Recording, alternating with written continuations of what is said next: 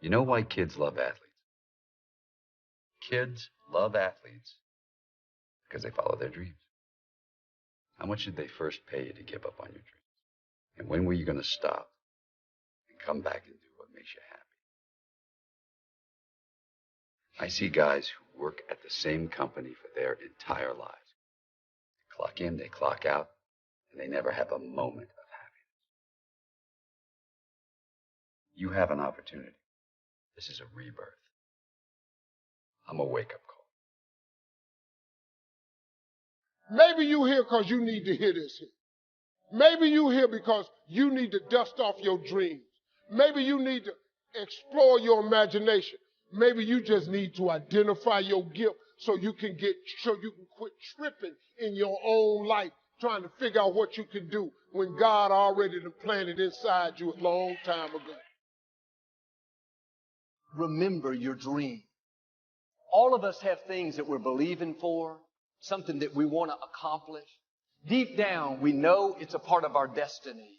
We can feel it so strongly. But then we hit some setbacks. We didn't get the promotion. The medical report wasn't good. Or a relationship didn't work out. Life has a way of pushing our dreams down. They can become buried under discouragement, buried under past mistakes. There are dreams buried under divorce, buried under low self-esteem. It's easy to settle for mediocrity even though we have all this potential buried on the inside. Your dream may be buried. The good news is it's still alive. It's not too late to see it come to pass. We've all been through disappointments and setbacks. Life happens. But instead of remembering the hurt, the pain, what didn't work out, the key to reaching your destiny is you have to remember your dream. Imagine, if you will, being on your deathbed and standing around your bed, the ghosts of the dreams, the ideas, the abilities, the gifts given to you by life, but you, for whatever reason, you never pursued those dreams. You never used those gifts. You never used those talents and those abilities. You never wrote that book. We never heard from your leadership. And there they are standing around your bed looking at you with large, angry eyes saying, we came to you. Only you could have given us life. And now we must die with you forever.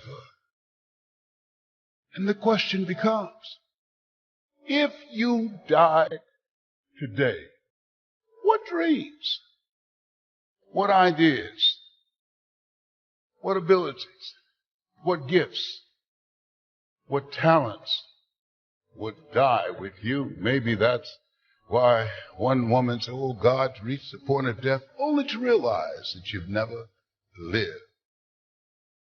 Maybe that's why Henry David Thoreau said, oh God, to reach the point of death, to realize that you've never used all your potential, all of the things that had been instilled in you.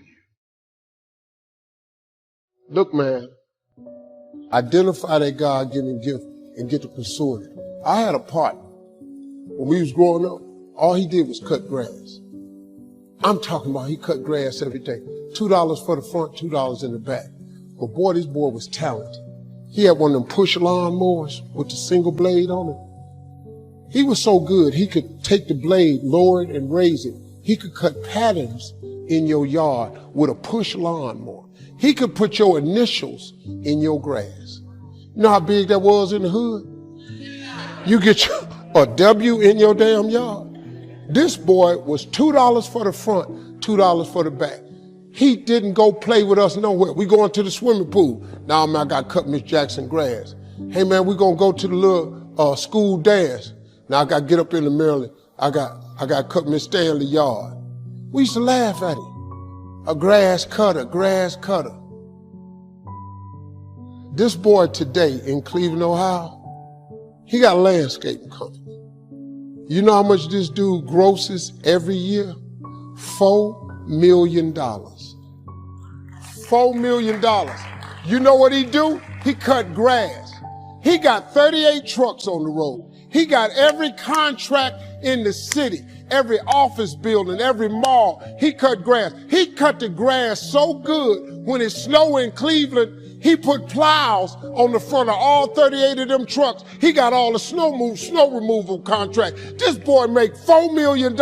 You know what he do? He cut grass. He cut grass.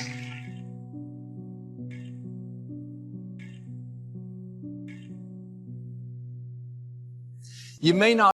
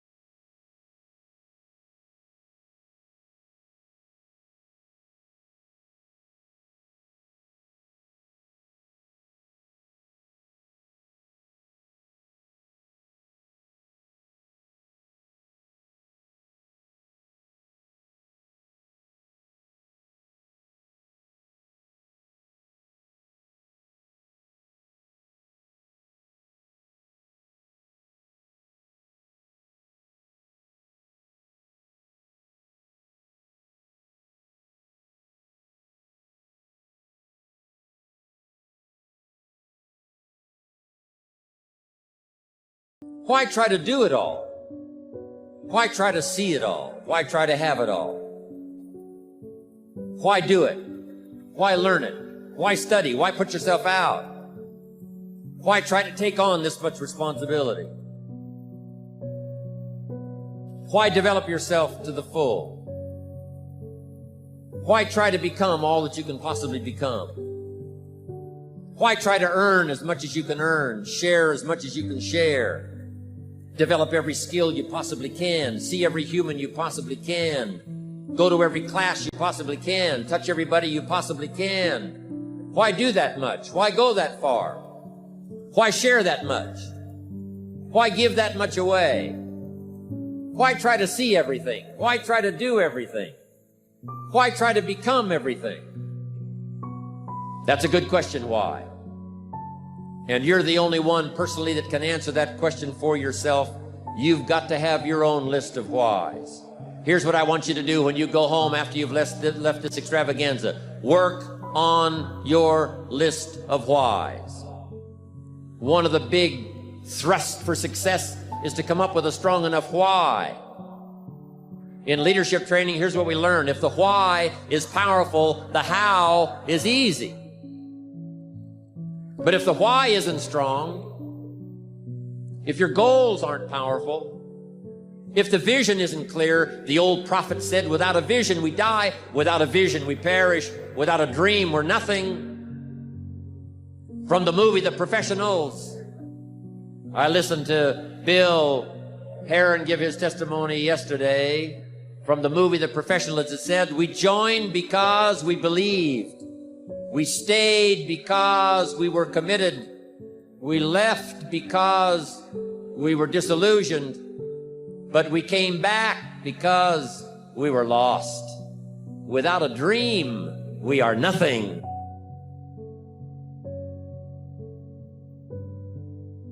I'm asking you to sit down with your family and develop a dream strategy.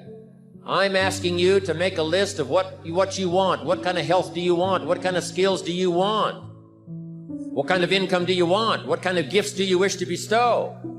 What kind of power would you like to have? What kind of influence would you like to have? I'm asking you to go home and work on the why. Spend some time as you fly over the clouds and over the ocean back to where you came from.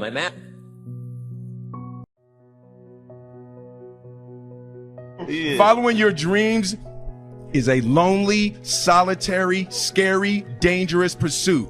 You can't wait for somebody to think you can do it.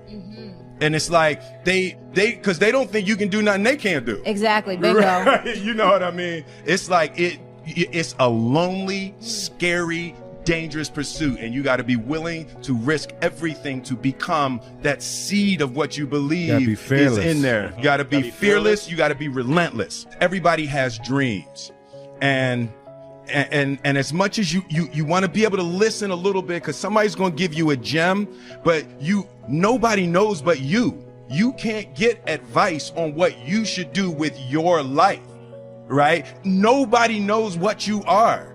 Like even sometimes you don't really even know what you are. You got to take your shot.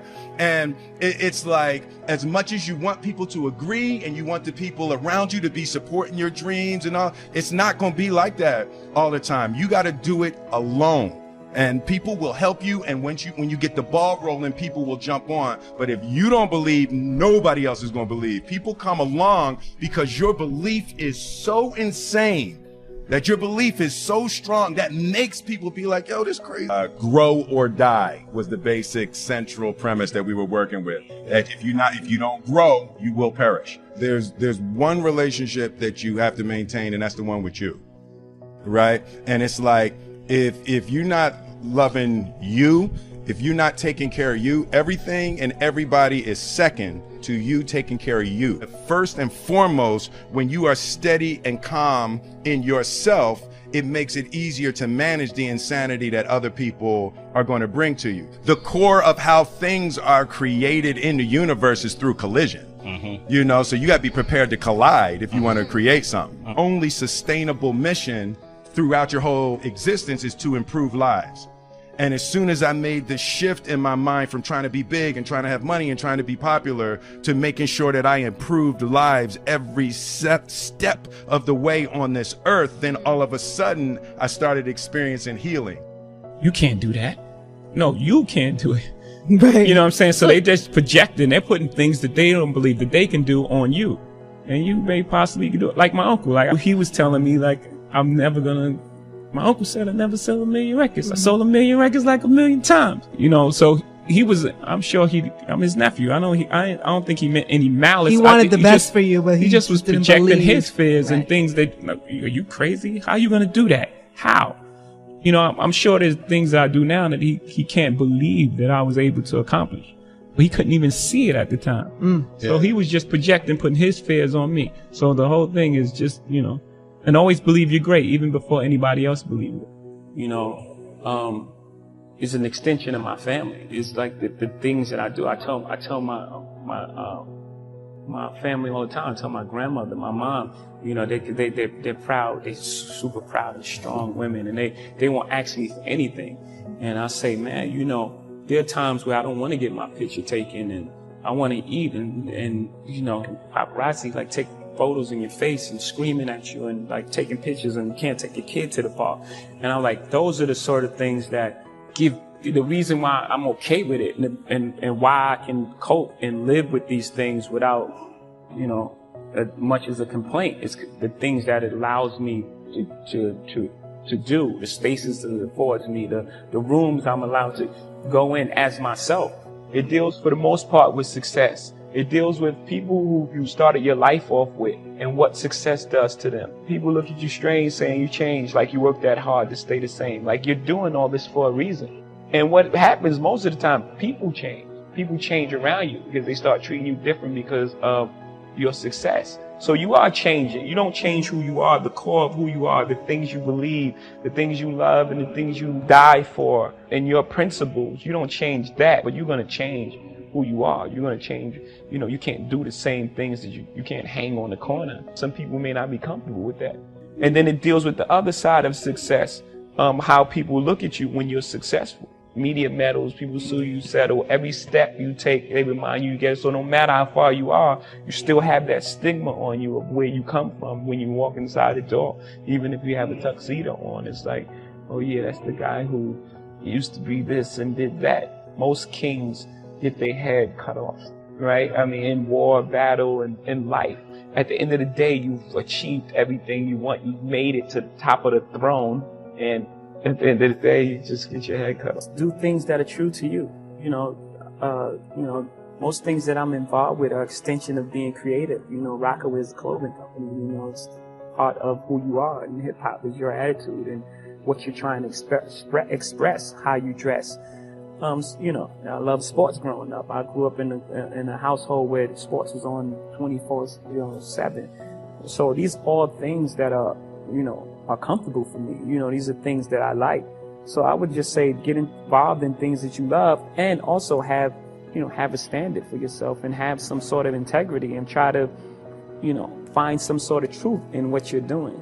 I've got from teenage multimillionaires, 17, to the biggest transaction in the history of the world, $500 billion last year by one of my mentees. $500 billion with a B. A number of you have started a business at one time in your life. The first 50,000 or 100,000 euros in revenue when you start is geometric growth. So everybody that has ever started a business that generated any income, that's geometric growth, because it's starting from ground zero to the first 50, 100. Everybody with me? Okay. What happens? You stop playing to win and you start playing not to lose. When you decide that you really want to invoke permanent change, you start playing to win all the time. And nobody preaches that. They say, keep 6 months reserve in your bank account, right? In case you lose your job. That's a common bullshit. For the first 30 years of my life, I spent 125% of every penny that I made every year. I was always, as you would say, in debt instead of debt. I don't know why I call it debt, but in debt. Why? Because I didn't want any backup. I didn't want any plan B. I either succeeded or died financially. I stopped that when I turned 60. It's my lovely wife, who's a chartered accountant, international tax expert, coincidentally. We started getting rid of our assets and turning to cash, except for the castle. So we're all in cash. So I don't spend 125% of what I made since I'm 60. But from the time I was 20 to the time I was 60, I did. I've got from teenage multimillionaires, 17, on my side, to the biggest transaction in the history of the world, $500 billion last year by one of my mentees. $500 billion with a B, Neom. What did he do? He convinced the Saudi government and the Jordanian government and the Egyptian government, mostly Saudi, to put up $500 billion to build the new city of the future called Neom. It's all online, and he's the CEO, Dr. Klaus Kleinfeld. I've been his mentor since 1997, so I've got from teenage multimillionaires to the biggest deal on the planet, everything in between. I've got no education, I mean literally no education, to multiple PhDs, Oxford scholars, etc. And there's no rhyme or reason, there's no real rationale why a PhD from Oxford to a guy that got out of the third grade, out of school when he was 8 or 9 years old, there's none, except desire, sacrifice. You have a lot of success stories. But correct. There are people who not succeed, mentees. Oh, absolutely. What's the average? 100% of the people that follow the 7 steps succeed. They may only make 100,000 euros or 100 million. 40% of the people drop out because they can't follow the steps. 40%. So what do they do wrong? They do wrong. Common mistakes.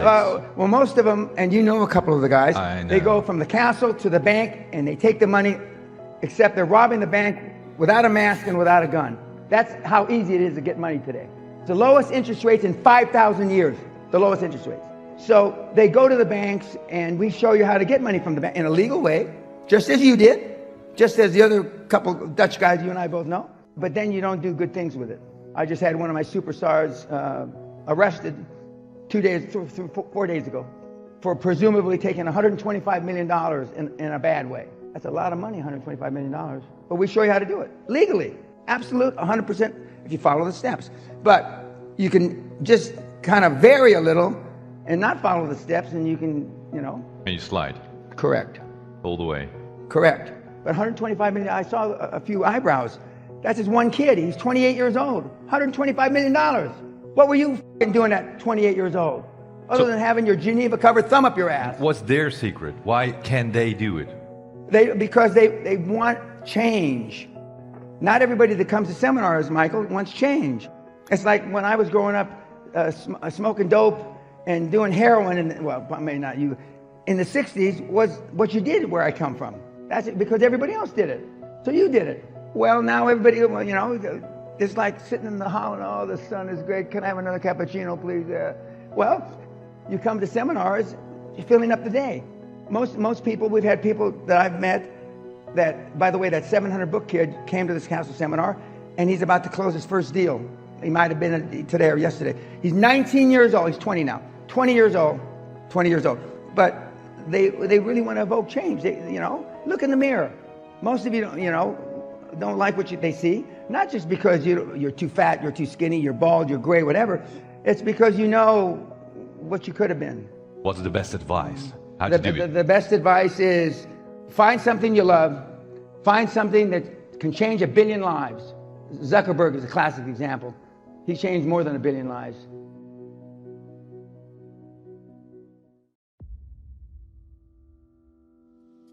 Complaining, crying, whining, griping. A Bible word called murmuring. See, that'll ace your future. Spend 5 minutes complaining and you have wasted 5. And you may have begun what's known as economic cancer of the bone. Surely they will soon haul you off into a financial desert and there let you choke on the dust of your own regret. I hope I said that well, so you won't forget. It's a deadly disease. If you don't think it's bad, ask the children of Israel of Old Testament fame. Typical of us all, their story just happened to get in the book. Story says, children of Israel were slaves. God performed a series of dazzling miracles and got them out. And now they're heading for the promised land. Remember the story? Heading for the promised land. Tragedy of the story, they never got there. Reason. From day one, they started to complain. They griped about the water. They griped about the weather. They whined and cried and griped about the food. They griped about the leadership. They whined and cried because it was too far, too cold, too hot, too difficult, too miserable. I mean, they whined and cried for years. Finally, God said, I've had it, trip canceled. Or something like that.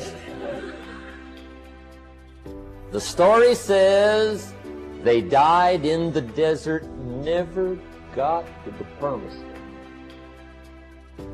Which I think means 2 things. Indulge in this long enough, you get your future canceled. And I guess it also means even God himself can only take so much.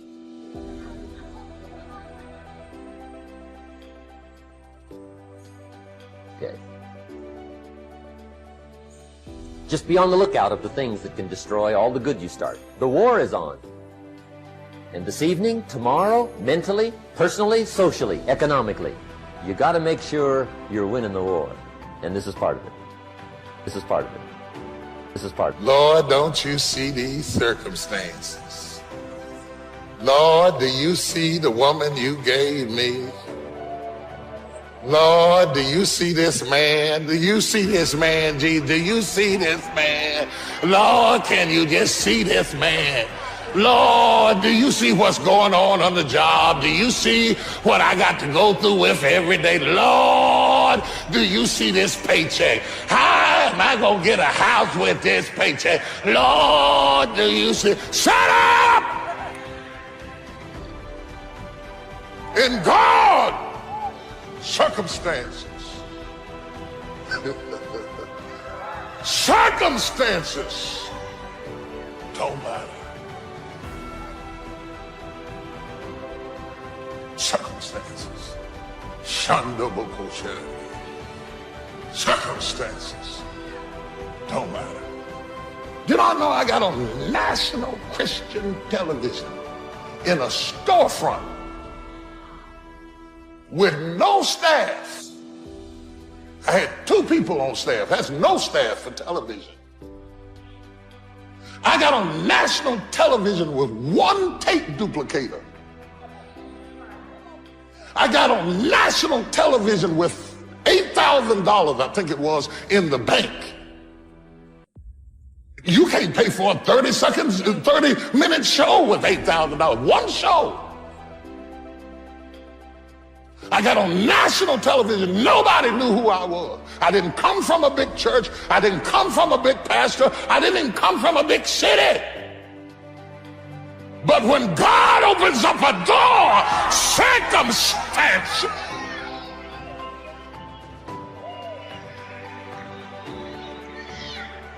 Oh, I wish I had some faith in here this morning. I wish I had some faith in here this morning. I wish I had some faith in here this morning. Ah, yeah. Slap your neighbor and tell them circumstances don't matter. We all have things that we're believing for, dreams that we want to accomplish, problems we're hoping will turn around. Maybe it's to see our family restored, to lose some weight, to break an addiction, to start our own business. But sometimes as it goes on, month after month, even year after year, we don't see anything changing. It's easy to get discouraged and think, it's never going to happen. This is as good as it gets. I'll just learn to live with it. We all go through disappointments, setbacks, loss. Pain is a part of life. It's easy to get discouraged, even bitter. Think, why is this happening to me? Sometimes we look at pieces in our lives that don't make sense. The key is what we do in our times of pain. Pain will change us. Heartache, loss, disappointments, they don't leave us the same. Every painful time, even though you don't like it, it's developing something in you that can only be developed in the tough times. Eventually, that will pass. You'll get through it, but you will be different. In those tough times, when you're uncomfortable, going through a loss, dealing with an illness, you could easily let it overwhelm you. Now, how the pain changes you is up to you. You can come out bitter, or you can come out better.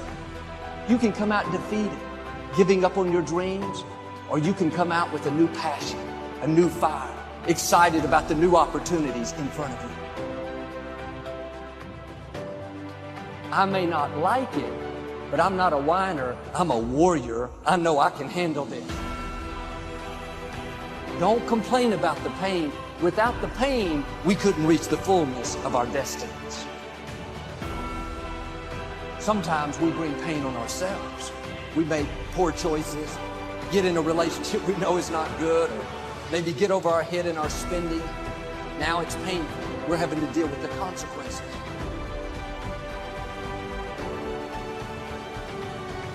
All of us experience pain.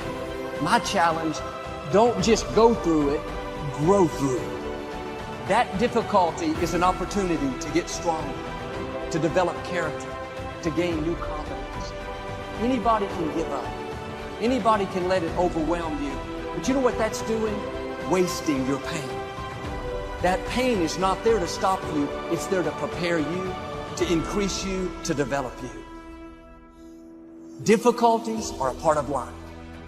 Now quit telling yourself you can't take it. You're not weak. You are well able. Eventually the pain will pass. You'll give birth to new strength. Just because it hasn't happened yet doesn't mean that it's not going to happen. There will always be forces trying to convince us to settle where we are. Life has a way of pushing our dreams down. They can become buried under discouragement, buried under past mistakes. There are dreams buried under divorce, buried under low self-esteem. It's easy to settle for mediocrity even though we have all this potential buried on the inside. What are you remembering? The hurt, the pain, what didn't work out? Turn it around and remember your dream. Have you allowed any dreams to get buried in you? At one time, you believed you could do something great. You believed you could lead the company in sales. You believed you could break that addiction. It's been a long time. Had some bad breaks. Wasn't all your fault. You could easily settle where you are. Nobody would fault you. The enemy would love to deceive you into burying your dream, thinking that it's never going to work out. Don't believe those lies. It's not too late to become all that you were created to be. Every time you remember your dream, you're removing some dirt. You're digging it back out. The true mark of a champion is even though some dirt gets thrown on your dream, instead of letting it get buried, you keep shaking it off. You keep moving forward. You wouldn't be having that opposition if you didn't have something great in you. If your dream wasn't alive and on track, right on schedule to come to pass, you wouldn't have so many things coming against you. That dream is still alive. You may have tried a year ago, 5 years ago, or 40 years ago. Didn't work out. Nobody was there to help you. Go back and try again. This is your time. This is your moment. Your destiny is calling out to you. Can I tell you, your dream is not dead. It's just not in season. Your time is coming. Promotion is coming. Good breaks are coming. Promises you've been standing on. Dreams you've been praying about. Lack is not your destiny. Constantly struggling, barely getting by is not the end of your story. These light afflictions are for a moment. The adversity is temporary. The glory is eternal.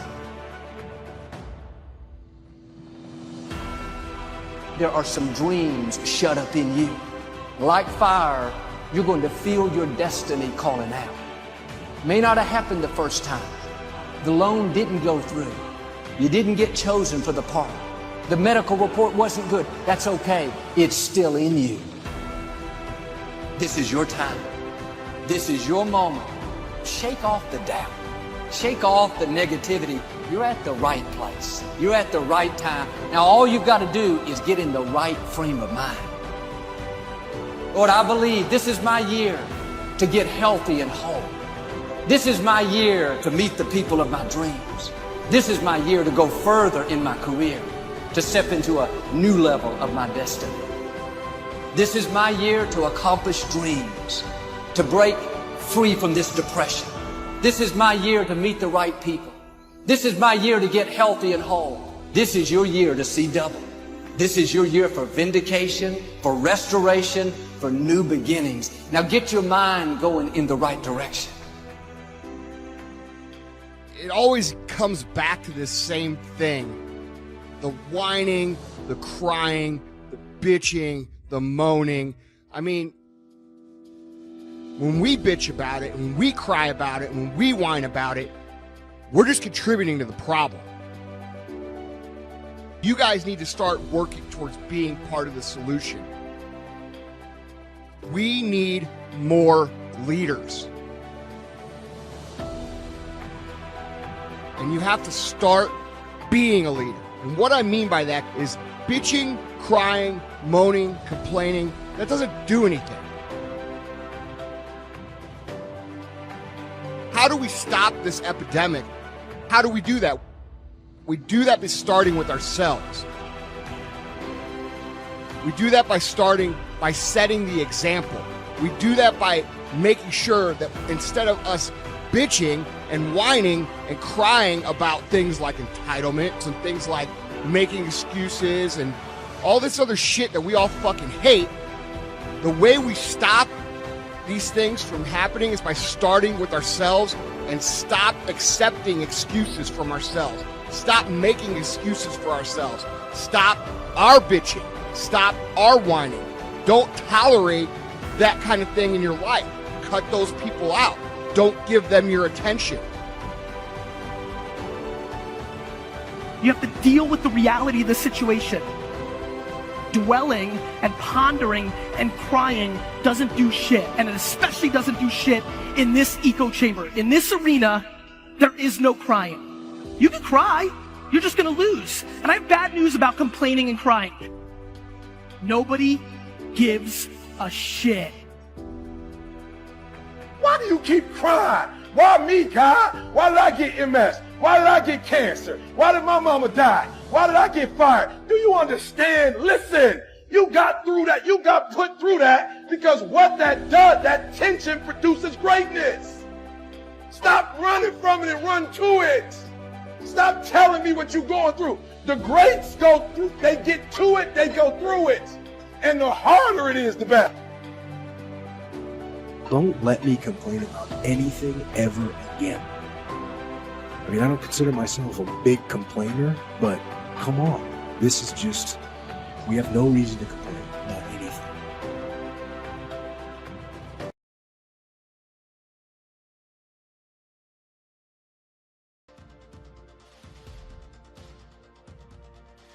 And don't you ever forget that the rest of your life.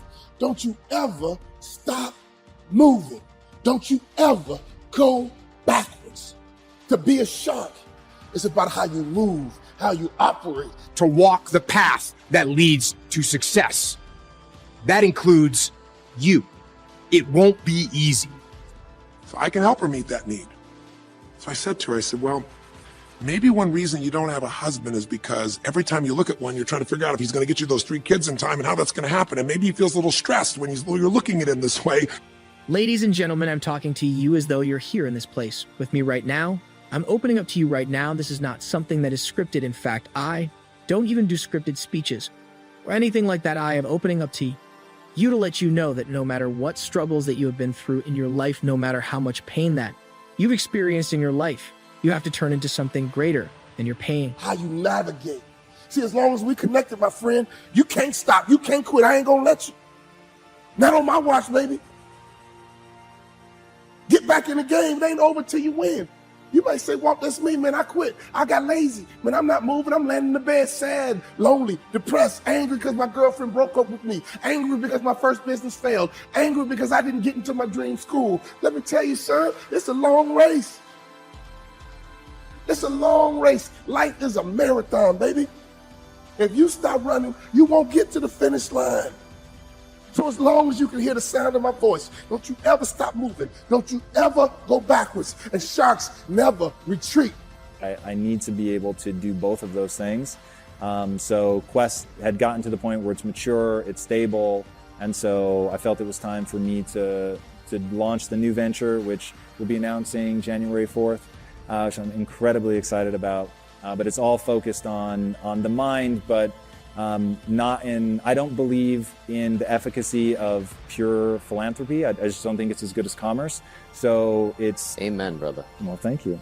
But I believe it can do more good. So in fact, ask Peter Diamandis his feelings on that. And he says, a lot of your creativity as a philanthropist is stifled by some of the governmental regulations around those bodies. And so part of knowing that I wanted to make this a commercial venture was from his wisdom. So knowing that, we could create something self-sustaining that could have true global impact, be $1 billion business. So that's what we're doing. I think Quest so represents the idea that commerce and free markets solve problems better than any other way ever devised at solving a problem. Sharks never retreat. And those big, powerful creatures got close to the camera, and all you could see was muscles and scars and muscles. Why? Because sharks know how to fight. Can I ask you a question? You got some wounds. You got some scars, but are you still willing to battle? Are you still willing to fight for success? Fight for being wealthy. Fight for getting out of debt. Fight for your marriage. Fight for your family. Fight for whatever you got to fight for. The thing I love about a shark, they never stop fighting. Don't let failure stop you. Don't you ever let rejection stop you. Don't you ever let people stop you.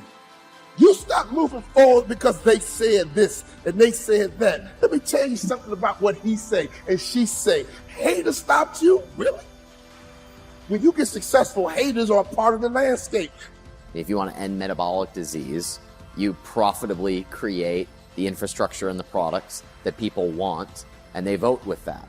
Whereas you could throw a government program at something and get nowhere, and in 50 years even make the problem worse. Right. So when you're setting out to solve this big challenge, you have this entire suite of products now. But what was the conversation like when you're saying, okay, we have this big, audacious goal? Was it product driven first, meaning like, let's make a bar with the perfect macronutrient profile? Or was it, here's the problem, now how do we solve this problem? It leads me to this snack. Which came first? Yeah, in the company itself started as a bar. So we knew there is a niche, it's underserved. We were making bars and taking them to work ourselves because there was nothing on the market that we would eat. There was nothing that didn't have sugar, which we later find out the reason for that is because the equipment can't produce things without sugar and nobody was willing to engineer their own equipment. I hurt every day of my life, but I learn through the pain. I struggle some days of my life, but I learn through the pain. Sometimes I want to quit and give up, but I realize it's not my time. In fact, I'm never here to give up. I'm here to go up. I'm here to soar beyond the clouds. I've been homeless. I wanted to give my life up.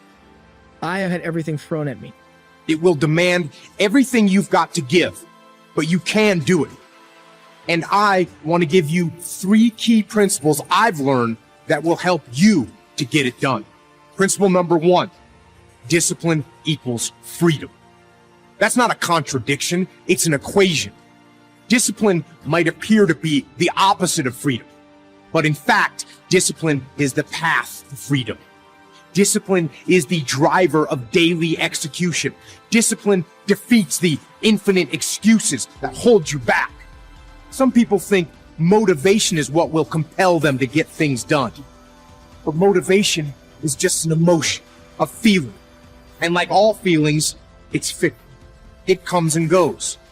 You can't count on motivation to be there when you need to get through truly challenging times. Because he can feel what's going on behind your bed, even if he doesn't know what the words are. And she started to laugh. She goes, I guess I've probably been that way a good portion of my life. And she goes, people wonder, why I'm so uptight. So you're uptight because you felt like you're running out of time trying to meet some picture. But I said, all you really want is love. I said, don't you have a lot of love in your life? Tell me about your friends. And gradually, I got her to start seeing this love that she was trying to get was already here. It didn't match the picture. Maybe we could paint a new picture of what life could really be like and make sure that picture met her deepest needs. That's basically what we did with Joaquin. Joaquin wanted to be a professional basketball player because he loved basketball, yes, but also because he wanted to be that man who was a leader. I have been rejected, but I rose above it.